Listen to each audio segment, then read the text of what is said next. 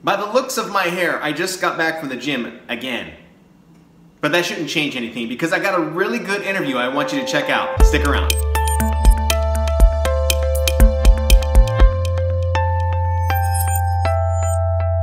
Welcome once again, friends. My name is Shannon Hernandez, radio broadcaster, podcaster, and podcast producer. And today I got a very special interview for you in my video series of interviews that I have with podcasters and how they've gotten to the point to where they are in their podcasting journey. Whether you are someone who is involved in sports and fitness, whether you're someone who's involved in the legal field, maybe you're someone who's involved in the food field and you want to start a podcast but you don't know how, or you're feeling a little less than confident to start your podcast, today's guest is really going to help you. Today I'm talking with Chuck Tomasi, and Chuck is the co-author of the podcast book, Podcasting for Dummies. You've seen those series, those Dummies series books out there at Barnes & Noble, your local bookstore, or just even on Amazon. And Chuck is actually a resident of the Phoenix area, and I was just recently introduced to him, and he's today going to talk to us about not only the release of the brand new edition of Podcasting for Dummies, but he's also going to be talking about what you can do to get off the ground and start podcasting. I got my little list of things that we do talk about in this brief segment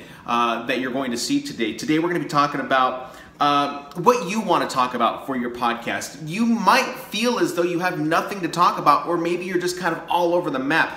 Chuck and I talked briefly about this a common problem, I guess you could say, that most podcasters have when it comes down to starting their podcast. Also, what you should do when it comes down to your topic. How do you choose a topic to talk about with your podcast? And how you can get really good at podcasting. I know this seems like it's very simple, but you wouldn't believe how many people I get who message me on Facebook, they send me emails, or they shoot me messages on Instagram about how they get better at podcasting.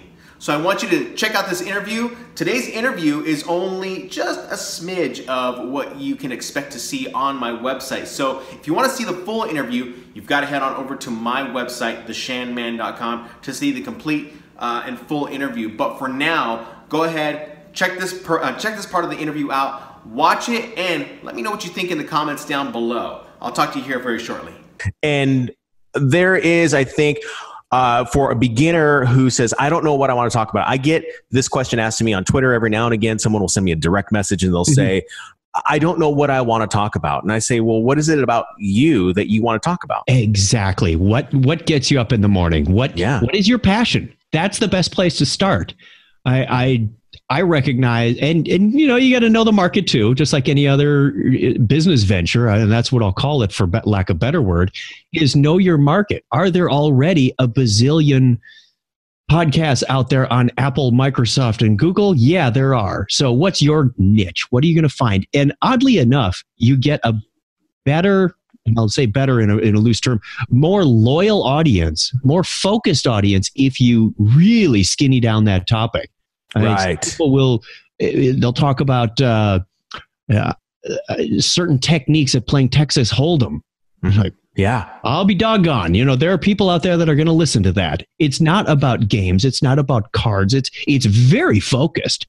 And or one specific kind of comic book that was only released for 18 months back in the 70s.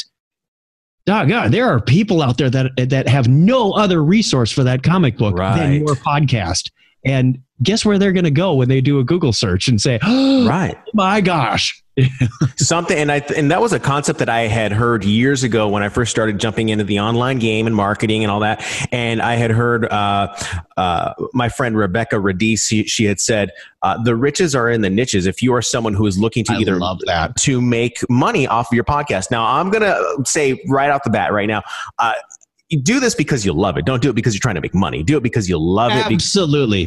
We can't say that enough in the book. And if you're going in with stars in your eyes, like I did in 2004, woohoo, I'm going to quit my day job and become the next internet star. It ain't going to happen. Right. You want to be passionate about what you're talking about. You asked what skills I had learned as well. That's another one, is your presentation, your voice, the way you portray yourself. I'll tell you, it was awkward at first. Nobody likes the sound of their own voice. I'll be honest with you. At first. Then you get accustomed to it and you learn what vocal inflections and how to manage the pitch, power, and pace to really make that point and drive it home. That's impactful, and that spreads way beyond your show. If you can refine it, cool. But do yourself a favor and watch or listen to your productions and get that feedback out of there. In radio, we call that air checking. So when we go in, we do 15-second burst breaks, or we'll do 45-second breaks, and it's all about how well you can project, how well you can communicate. Are you perfect every time? Not all of the time. You're never perfect all the time. But as you continue to move forward, you will, I think, learn, and I think beginning podcasters will learn that it's just repetition. It's just like with anything that you normally do. It's just like an exercise routine. You have to practice it and get good at it in order to step to the next level, where if it's just a push-up and you're doing push-ups and you're really good and you can now do 100, now let's try 100 inverted. And you get better at doing something that's a little bit different. So it's just the same thing with podcasting, and I'm sure that's what you express in the book about repetition and getting over the sound of your voice. That's another big thing is a lot of podcasters say, I don't like the sound of my voice, or I have an accent. In fact, I had a couple of comments on this YouTube channel where people say, I don't like the sound of my voice because I have, I'm from the South. I sound like, I don't sound educated. I don't know if that's what they said, but I have heard that before, and I don't think that should be something that is holding you back. Not at all. That could be your brand. That could be your differentiator. In fact, my co-host Craig has a Southern accent. He's from South Carolina, and we use that to our advantage. I mean, it's part of our shtick, but it's also an easy way for the listener to go, Craig's talking, Chuck's talking. If it were my brother, you wouldn't know. We sound so much alike that it's ridiculous that the listener would get confused. And sometimes that happens. But in our case, as much as I don't want to be another morning talk radio show with morning zoo, right. That's kind of what our show evolved into. And now we take it and run with it. If something goes wrong, we laugh at it. It's the fun of doing podcasts. And if it ain't fun, you shouldn't be doing it.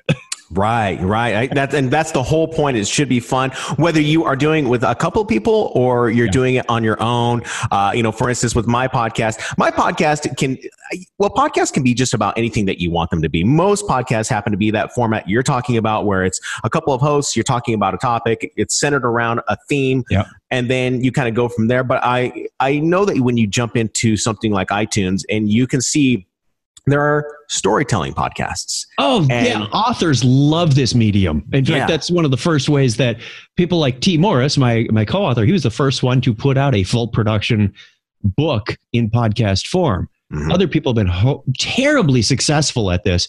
First one that comes to mind is a guy by the name of Scott Sigler. And it's been fun to watch his career evolve because now he's got published books that people are buying, even though he's still giving away the chapters in podcast form. He's got that loyal following that go, give me the hard copy. I want it in my hands. I want to be able to read it because I'm an avid reader as well. So he's got the marketing. He started with podcasting, and now he's even going into new ventures like one of his series may become a game franchise. Oh, okay. It really can be a springboard or a vehicle for delivery if you've already got content. The authors love this stuff. Yeah, if you're an author, it doesn't matter who you are. You could be an attorney. You could be, you could be someone who's in a technical field. And I have seen this with people who operate companies that are based around pool installations. They utilize this as a means to maybe market their message or just tell their story. And it's just kind of a snowball effect over time where people are like, I want to know more about this guy named, Chris and his pool company. And it's amazing. And especially when we talked at the beginning of this interview, and you talk about how it allows people to really discover you on a different social media level. It's a social network within itself that people are dedicating their time and going and making an effort to grab the app, click play, and listen and not divert away from anywhere else. That's what I find is very fascinating about this. And so over the years, have you seen, what are some of the biggest things that you've seen in terms of changes, I guess, from a technical standpoint of podcasting? Oh, wow. It's just become so much more ubiquitous. So as you can see, there are opportunities that do open up for you when it comes down to podcasting. But ultimately, you should be doing podcasting because you love to do it. Unless you are a pro at marketing and sales and know how to use podcasting to make money, I recommend that you actually just do it so that you have a love for putting content out there and helping other people. I promise you later on down the line, when it comes down to that monetization model, you'll be able to do a lot of things with your podcast. But for right now, build an audience, build customers, build potential new customers, but basically you're just building listeners who are getting to know who you are. Don't be afraid to share who you are in your podcast.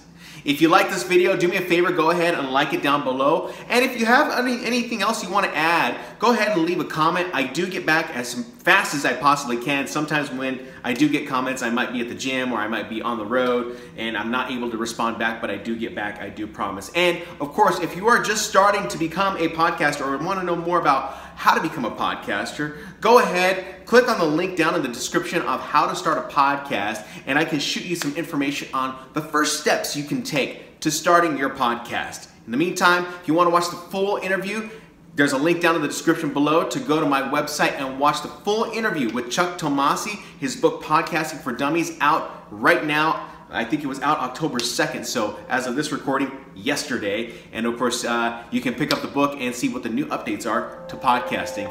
I'll see you guys next time. Thanks for watching.